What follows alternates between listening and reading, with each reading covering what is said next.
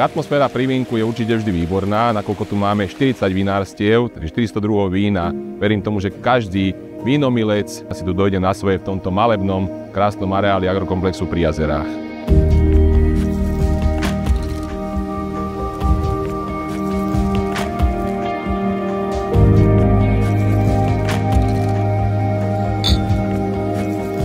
Prostredie je úžasné, trošku nám nevychádza počasie, ale aj to sa zlepšuje k večeru.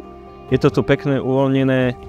Každý jeden vinár tu má špičkové vína. Taký môj šampión je Velvet, čiže červené vínko, ľahké vínko, polosuché. Atmosféra si myslím, že je tu napriek počasiu veľmi dobrá.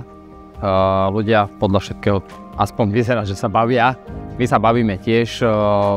Je nás tu všeho chuť, takže máme z čoho koštovať.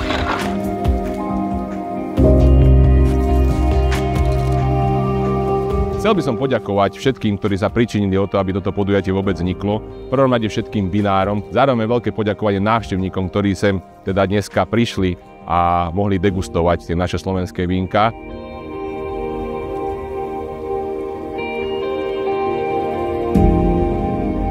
Verím, že týmto 0. ročníkom podujatia Nitra žije vínom vytvoríme nejakú tradíciu takýchto každoročných podujatí v tomto krásnom areáli spojených s regionálnymi vinárstvami.